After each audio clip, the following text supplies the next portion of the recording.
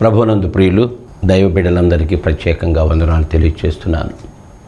దేవుడు తన ఉచితమైన కృపను బట్టి 2024 సంవత్సరాల నుంచి దాటించి 2025 సంవత్సరంలో ప్రవేశింపజేసిన దేవునికి మనం ఏం చెల్లించి రుణం తీర్చుకోగలం.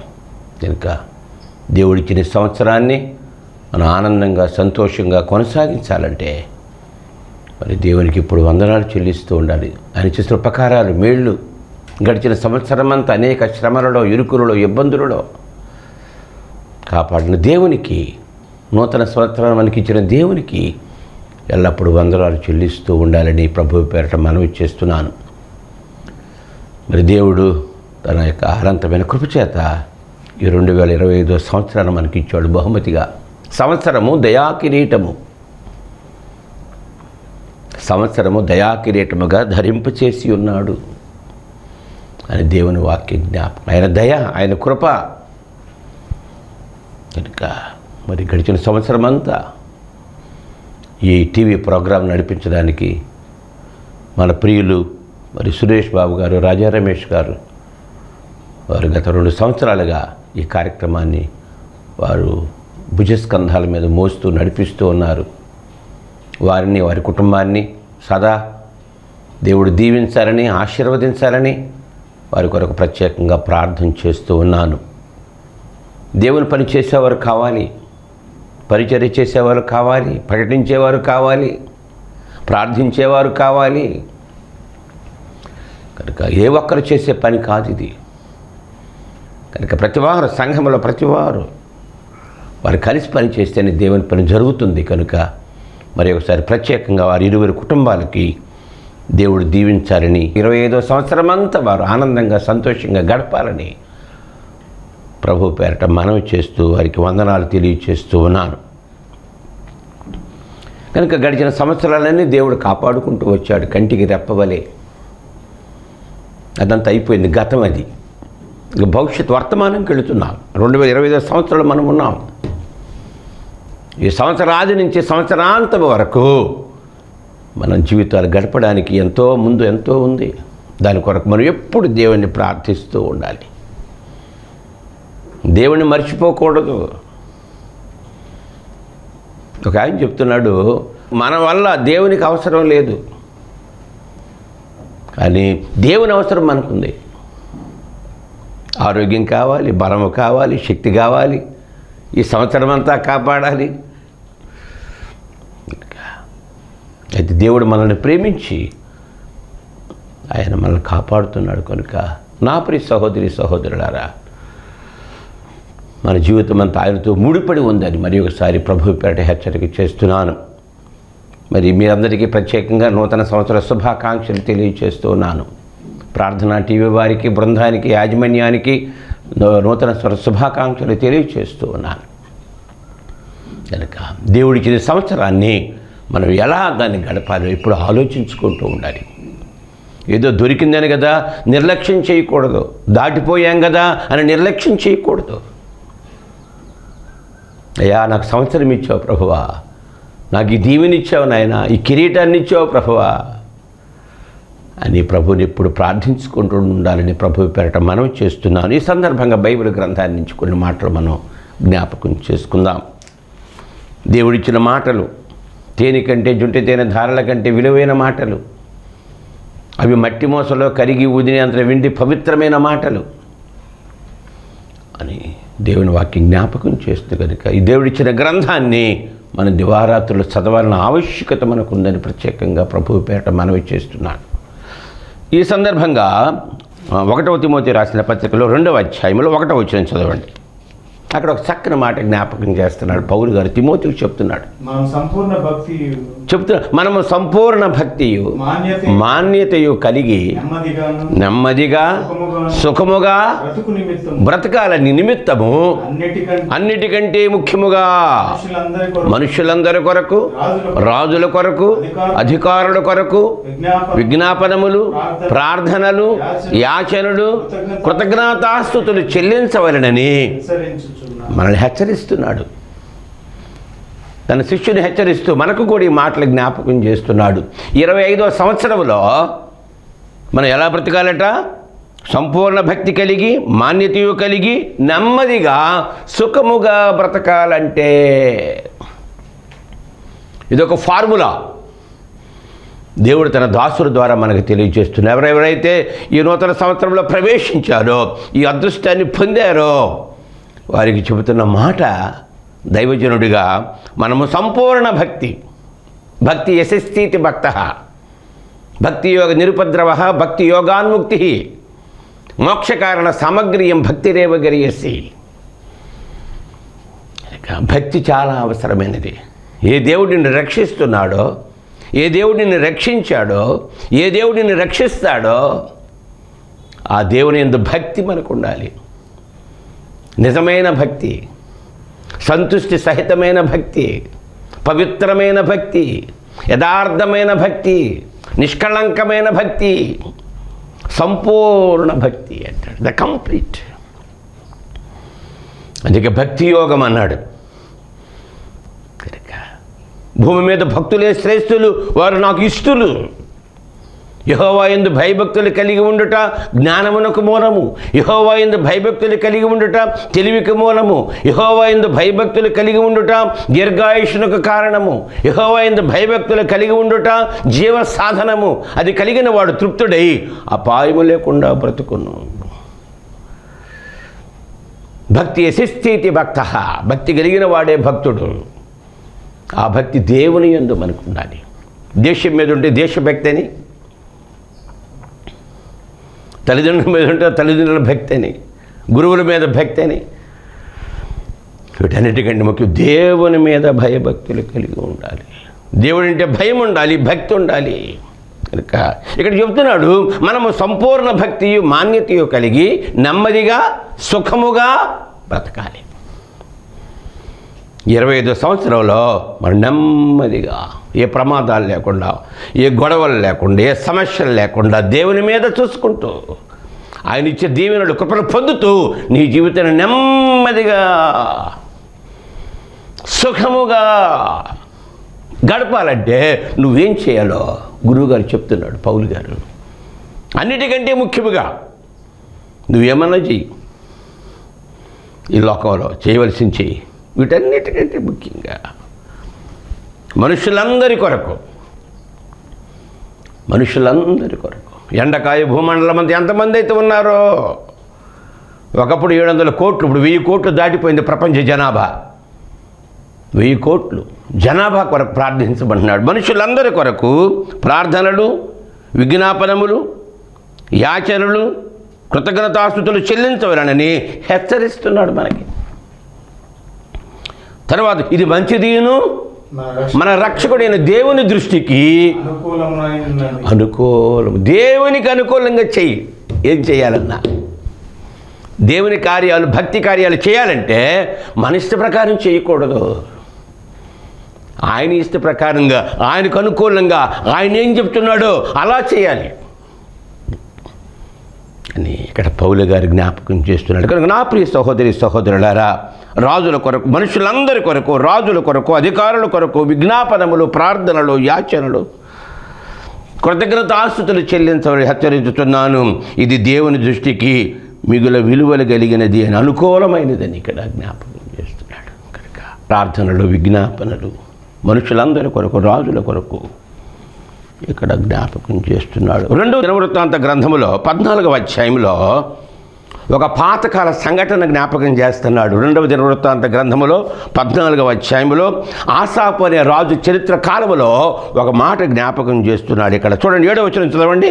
14:7 అతడు యోధా వారికి ఇలాగు ప్రకటన చేశాను, మన దేవుడైన యెహోవాను మనం ఆశ్రయించితిమి, ఆశ్రయించినందున ఆయన మన చుట్టూను నెమ్మది కలుగు చేసి ఉన్నాడు.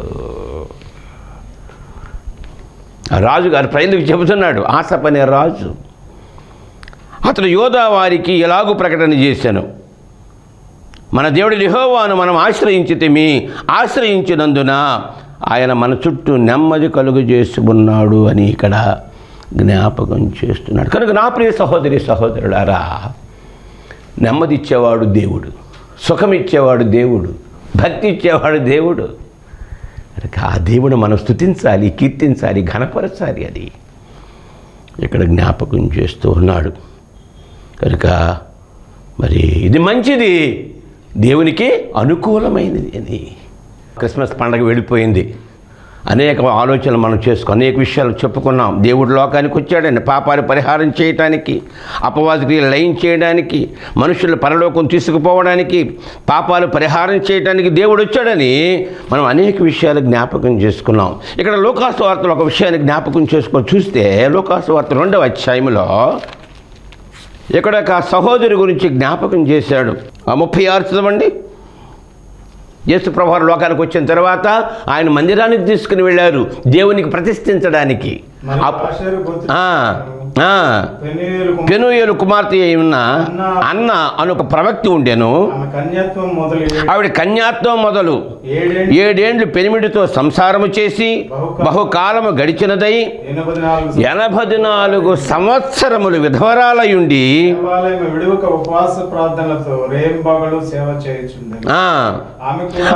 అందును బట్టి ఆమె కూడా ఆ ఘడియలో లోపలికి వచ్చి దేవుని కొనియాడి యెరూషలేములో విమోచనకు కనిపెట్టుకొనుచున్న వారందరితో ఆయనను గురించి. ఒక సహోదరి, ఒక ప్రవక్తి 84 సంవత్సరములు దేవాలయము విడువక ఆవిడ ఉపవాస ప్రార్థనలు ఆవిడ చేస్తున్నట్లుగా, ఆ విమోచకుడు కోసం ఎదురు చూస్తున్న వారందరితో బోధ చేస్తున్నట్టుగా ఇక్కడ మనం చూస్తున్నాం. కనుక 84 సంవత్సరాలు ఒక సుదీర్ఘమైన కాలం ఒక మనిషి జీవితంలో ఆవిడ ప్రార్థన చేస్తుందని అక్కడ జ్ఞాపకం. కనుక మరి మనం గుడికి వెళతాం, 84 నిమిషాలు మనం కూర్చోలేము గుడిలో, దేవుని సన్నిధిలో 84 నిమిషాలు ప్రార్థన చేయలేం. యేసయ్య రాత్రంతా ప్రార్థన చేశాడు. ఏకాంత ప్రార్థన, కన్నీటి ప్రార్థన, విజ్ఞాపన ప్రార్థన చేశాడు ప్రభువు. అదే మాట చెప్తున్నాడు పౌలు గారు తిమోతికి. మనుషులందరి కొరకు, రాజుల కొరకు, అధికారుల కొరకు విజ్ఞాపనములు, యాచనలు, కృతజ్ఞతాస్తుతులు, ప్రార్థనలు చేయమని. తద్వారా మనకేమొస్తుందంటే నెమ్మది, సుఖము నీకు వస్తుంది. ఈ సంవత్సరం అంతా నువ్వు నెమ్మదిగా జీవించాలి. ఒక వ్యాధి వస్తే, ఒక సమస్య వస్తే, ఒక ఇరుకు వస్తే, ఒక ఇబ్బంది వస్తే నీకు నెమ్మది ఉంటుందా? నా ప్రియ సహోదరి సహోదరులారా, దేవుడిచ్చిన ఈ సంవత్సరంలో నువ్వు ఎలా బ్రతకాలంటే నెమ్మదిగా సుఖముగా బ్రతకాలని ఆశపడుతున్నట్లయితే ఈ మాటలు నువ్వు జ్ఞాపకం చేసుకో. తిమోతి రాసిన పత్రిక 2వ అధ్యాయంలో 1వ వచనంలో వ్రాయబడిన మాటలు ఈరోజు మీ ముందుకు తీసుకుని వస్తున్నాను. కనుక మనము సంపూర్ణ భక్తియు మాన్యతయు కలిగి నెమ్మదిగా సుఖముగా బ్రతుకు నిమిత్తము, అన్నిటికంటే ముఖ్యముగా మనుషులందరి కొరకు, రాజుల కొరకు, అధికారుల కొరకు ప్రార్థనలు, విజ్ఞాపనలు, యాచనలు, కృతజ్ఞతాస్తుతులు. ఈ వాక్యం మన హృదయంలో ప్రింట్ అయిపోవాలి. ప్రార్థన చేసే ప్రతిసారి ఈ వాక్యం నీకు గుర్తుకు రావాలి. కృతయుగము, త్రేతాయుగము, ద్వాపరయుగము, కలియుగం అని చెప్పారు. 4 యుగాలు చెప్పారు. కృతయుగము, త్రేతాయుగము, ద్వాపరయుగము, కలియుగము. కృతయుగములో తపస్సులు చేశారు ఋషులు, మహర్షులు, తపస్సులు. త్రేతాయుగంలో యజ్ఞ యాగాదులు చేశారు. ద్వాపరయుగంలో పూజలు, నోములు, వ్రతాలు చేశారు. ఈ కలియుగంలో స్మరణ, సంస్మరణ, ఆయన నామాన్ని స్తుతించాలి, కీర్తించాలి, ప్రార్థించాలి, ఘనపరచాలి. ఈ కలియుగంలో నువ్వు సుఖముగా నెమ్మదిగా ఈ సంవత్సరం నువ్వు బ్రతకాలంటే మనుషులందరి కొరకు, అధికారం ఇచ్చేవాడు దేవుడు, సింహాసనం ఇచ్చేవాడు దేవుడు, కిరీటం ఇచ్చేవాడు దేవుడు. అధికారుల కొరకు ప్రార్థించాలి, తల్లిదండ్రుల కొరకు ప్రార్థించాలి, బంధువుల కొరకు ప్రార్థించాలి, స్నేహితుల కొరకు ప్రార్థించాలి, దైవ సేవకుల కొరకు ప్రార్థించాలి, సంఘాల కొరకు ప్రార్థించాలి, దేశాలు, రాష్ట్రాలు, పల్లెలు, పట్టణాలకు ప్రార్థించే బాధ్యత మనకున్నదని మరి ఒకసారి జ్ఞాపకం. ప్రార్థించు, నీకు నెమ్మది, సుఖం లభిస్తుంది. నువ్వేం చేయక్కర్లా. కానీ విచిత్రం ఏమిటంటే అన్నీ చేస్తాం కానీ ప్రార్థన చేయలేము. నీవేంటి, నేనేంటి, ఎవరైనా సరే ప్రార్థనకు ఎక్కువ సమయాన్ని హెచ్చించలేము. సంఘంలోనే వాక్యానికి సమయం ఉండదు, మన వ్యక్తిగత జీవితంలో ప్రార్థనకు సమయం ఉండదు. చూసారా? సంఘంలోనేమో అన్ని కార్యక్రమాలకి టైం ఉంటుంది, పాటలు పాడడానికి ఉంటుంది, కానుకలకి ఉంటుంది, అన్నిటికీ ఉంటాయి. కానీ వాక్యం అనేసరికి అయ్యారు 5 నిమిషాలు చాలు అయ్యారు, 10 నిమిషాలు చాలు అయ్యారు, ఎక్కువసేపు వద్ద అయ్యారు, బీపీ షుగర్లు వచ్చేస్తాయి అయ్యారు. చూసారా? అందుకే పౌలు అంటారు, మీరు ఆత్మ సంబంధమైన మనుషులు కాదు, శరీర సంబంధులే. మీకు పాలతోనే పెంచితిని కానీ అన్నముతో పెంచలేదు. నా ప్రియ సహోదరి సహోదరులారా, ఈ నూతన సంవత్సరంలో ప్రవేశించిన మనమంతా ఈ సంవత్సరం అంతా నెమ్మదిగా, సుఖముగా, ఆనందంగా, సంతోషంగా నీ జీవితం కొనసాగించాలంటే నీకు ఒక చక్కని ఫార్ములా, మనుషులందరి కొరకు, రాజుల కొరకు ప్రార్థనలు, విజ్ఞాపనలు ఈ సందర్భంగా జ్ఞాపకం చేసుకుంటూ ఉన్నాం. చూడండి, యెషయా గ్రంథము 53వ అధ్యాయంలో 12 చదవండి. యెషయా గ్రంథము 53వ అధ్యాయంలో ఈ 53వ అధ్యాయం మనకు చూడకుండా రావాలి. మేము యేసు ప్రభు యొక్క చిత్రవధ, యేసు ప్రభు గురించి 700 సంవత్సరాల క్రితం దేవుడు మానవుడిగా యేసుని రూపంతో లోకానికి వస్తాడు, మానవ పాపాలకు పరిహారంగా బలైపోతాడని ఒక పెద్ద ప్రవచనాన్ని చెప్పాడు. ఒక అధ్యాయమే 53వ అధ్యాయం. మేము తెలియజేసిన సమాచారం ఎవడు నమ్మెను, యెహోవా బాహు ఎవరికి బయలుపరచబడను, లేత మొక్క వలెను, ఎండిన భూమిలో మొలిచిన మొక్క వలెను ఆయన అతడి ఎదుట పెరిగను. అతనికి స్వరూపమైనను సొగసైనను లేదు, మనం అతని నుంచి అపేక్షించినట్లుగా అతని ఎందుకు స్వరూపం లేదు. అలా ఎన్ని మాటలు చెప్పాడో. మనమందరము గొర్రెల వలె త్రోవ తప్పిపోతిమి, మనలో ప్రతివాడు తనకిష్టమైన త్రోవకు దొలిగెను, యెహోవా మనందరి దోషము అతని మీద మోపాను. అతడు అని దాదాపు ఒక 30 సార్లు 30 చిల్లర సార్లు చెప్పాడు. అతడు ఎవరు అంటే యేసు ప్రభు అని ఇక్కడ. అయితే ఆయన జీవితంలో జరిగిన మాట 12వ వచనం చదవండి. కావున గొప్పవారితో నేను తన పాలు పంచిపెట్టి తిని గనులతో కలిసి అతని కొలసము విభాగించుకున్నాడు. ఏలైనగా మరణమునందున్నట్లు అతడు తన ప్రాణమును ధారపోసెను. అతిక్రమం చేయవారిలో ఎంచబడిన వాడాయను. అనేక పాపములను భరించుచు తిరుగుబాటు చేసిన వారిని గురించి ఆయన విజ్ఞాపన, తండ్రి వీరేమి చేస్తున్నారో వీరు ఎరుగరు గనుక వీరిని క్షమించమని. యేసుప్రభు వారి సిలువలో తన చేతుల్లో మేకులు కొడుతున్న ఆ రాణు వారిని చూచి, తను హింసిస్తున్న వారిని చూచి ఒక విజ్ఞాపన ప్రార్థన చేశాడు.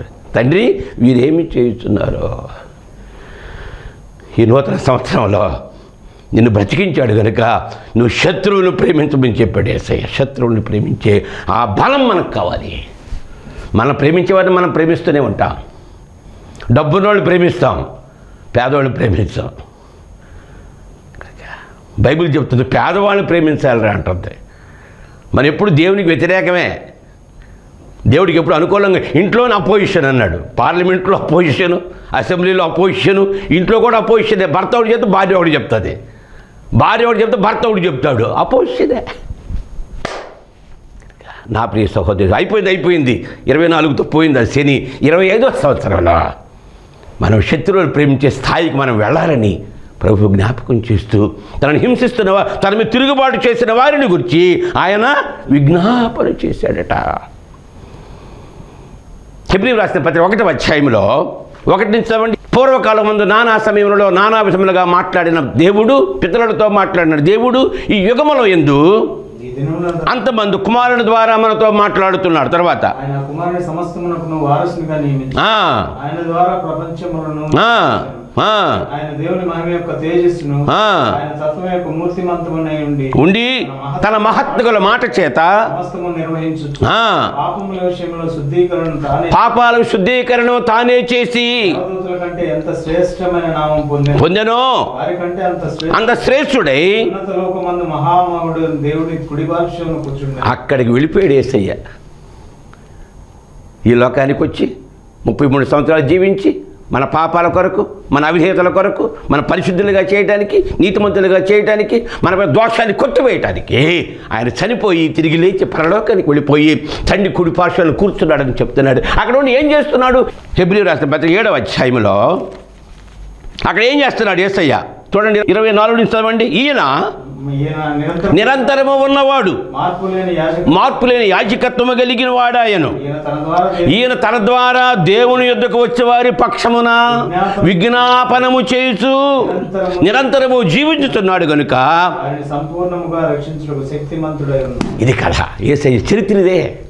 ఈయన అంటే యేసు ప్రభువారు తన ద్వారా దేవుని యుద్ధకు వచ్చే వారి పక్షమున విజ్ఞాపన చేయుచు నిరంతరము జీవించుతున్నాడు గనుక వారిని సంపూర్ణముగా రక్షించుటకు శక్తిమంతుడయ్యాడు. ఇక్కడ జ్ఞాపకం చేస్తున్నట్లుగా చూస్తున్నాడు. కనుక నా ప్రియ సహోదరి సహోదరులారా, యేసయ్య మన కొరకు విజ్ఞాపన చేస్తున్నట్లుగా ఇక్కడ మనం చూస్తున్నాం బైబిల్లో. చూడండి, రోమా రాసిన పత్రిక 8వ అధ్యాయంలో విజ్ఞాపన ప్రార్థన మనం చేయాలి, ఏకాంత ప్రార్థన చేసుకోవాలి, కన్నీటి ప్రార్థన చేసుకోవాలి. నువ్వు నెమ్మదిగా సుఖముగా ఈ 25వ సంవత్సరంలో బ్రతకాలంటే అని ప్రభు ద్వారా ఈరోజు మనం హెచ్చరిక చేయబడుతున్నాం. 8వ అధ్యాయంలో 26, 27 చదవండి. అటువలే ఆత్మయు మన బలహీనతను చూచి సహాయం చేయుచున్నాడు. ఎలయనగా మనం యుక్తముగా ఎలాగో ప్రార్థన చేయవలనో మనకు ప్రార్థన ఎలా చేయాలో తెలియదు. మనకి ఎన్నో మాటలు చెప్పేస్తాడు, బయట 190 ప్రసంగాలు చెప్తాం. ప్రార్థన చేయాలంటే భయం, రాదు, ఏదో చేస్తాడు. శిష్యులు అడిగారు, అయ్యా ప్రార్థన ఎలా చేయాలి నాయనా అని ప్రభు చెప్పాడు, పరలోక ప్రార్థన. చాలామంది పరలోక ప్రార్థన చేయరు. ఏం చేస్తే ఏం పోతుంది? ఏం తెలుసు నీకు? మన జ్ఞానం ఎంత, మన తెలివితేటలు ఎంత అంటే చెప్పింది చెయ్యం. ఎందుకు పరలోక ప్రార్థన చేయరు? ప్రభు నేర్పిన ప్రార్థనే కదా అని తప్పు చెప్పాడా అన్నాడు. ఇందులో సున్నా కానీ పొల్లు కానీ తీయడానికి లేదని చెప్తున్నాడు గ్రంథంలో. క్షమించండి, ఈ నూతన సంవత్సరంలో పరలోక ప్రార్థన చేయ. మా నాన్నగారు చెప్పాడు, రే నీకు సమస్య వస్తే 7 సార్లు పరలోక ప్రార్థన చేసుకుని ఆయన నీ సమస్య పరిష్కారం అయిపోతుందిరా. అది ప్రభు నేర్పిన ప్రార్థన రా నాయన, అది పరలోక ప్రార్థన, భూలోక ప్రార్థన కాదురా నాయన.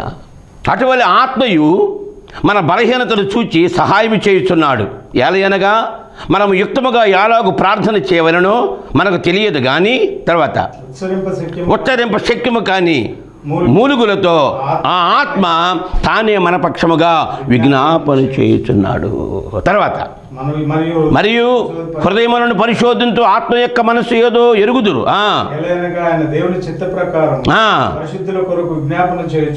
ఇది కదా అయ్యా, నా బిడ్డను కనికరించు నాయన.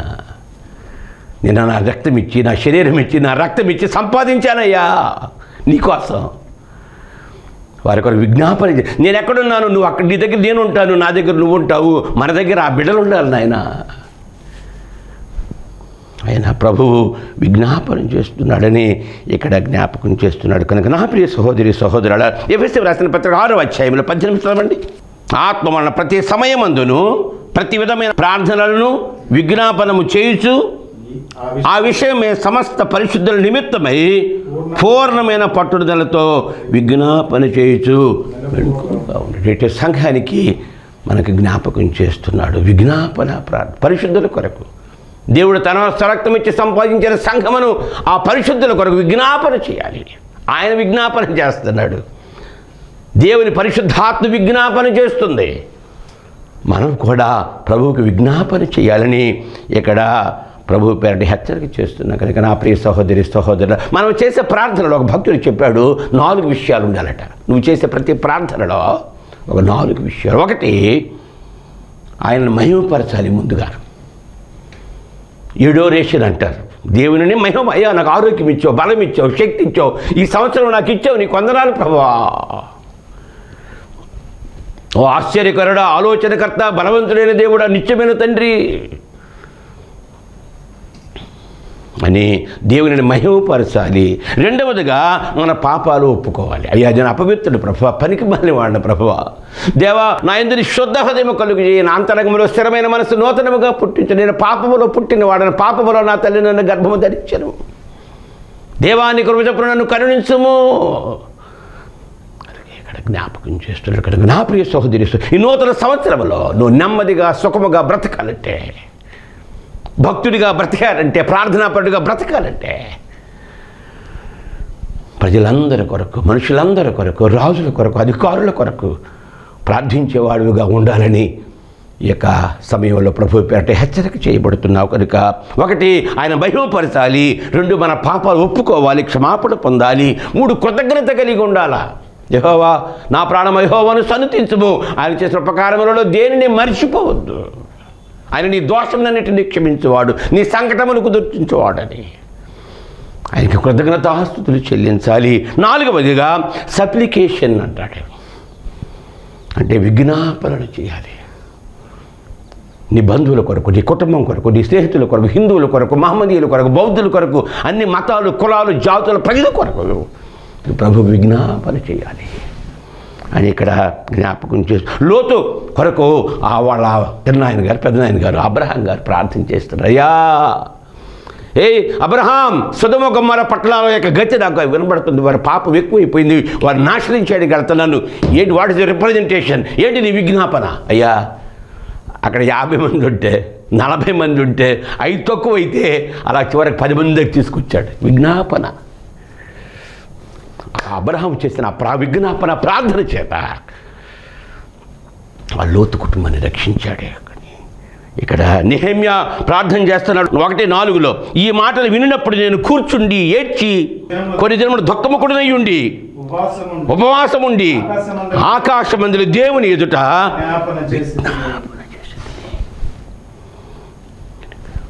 నా ప్రియ యోబు కూడా శ్రమలు అయిపోయింది. చూస్తే చివరికి అక్కడ యోబు తన స్నేహితులకు విజ్ఞాపన ప్రార్థన చేశాడట.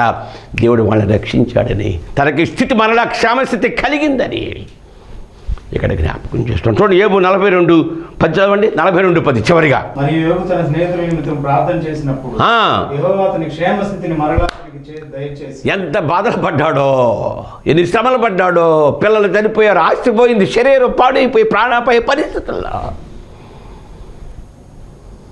తన స్నేహితుల కొరకు ప్రార్థించగా తన క్షేమస్థితి మరలా 7,000 గొర్రెలు 14,000 అయిపోయాయి, 3,000 గొర్రెలు 6,000 గొర్రెలు అయిపోయాయి. అట్లా దేవుడు అధికముగా ప్రమోషన్ ఇచ్చినట్లుగా చూస్తున్నాడు. నా ప్రియ సహోదరి సహోదరులారా, మనము సంపూర్ణ భక్తియు మాన్యతయు కలిగి నెమ్మదిగా సుఖముగా బ్రతకాలంటే 25వ సంవత్సరంలో మనుషులందరి కొరకు, రాజుల కొరకు, అధికారుల కొరకు ప్రార్థనలు, విజ్ఞాపనలు, యాచనలు, కృతజ్ఞతాస్తుతులు చెల్లించాలి. ఇది దేవునికి అనుకూలమైనదని ఆ యొక్క సేవకుడు దైవజనుడు పౌలు గారు తిమోతికి రాస్తున్నాడు. ఈ మాటలు జ్ఞాపకం చేస్తున్నాను. ఈ నూతన సంవత్సరం దేవుడు మనకిచ్చాడు, ఎందుకు బ్రతికిస్తున్నాడు? ఈ నూతన సంవత్సరంలో నీవు, నీ కుటుంబము, నీ సంఘము, నీ సేవకుడు సుఖముగా నెమ్మదిగా బ్రతకాలంటే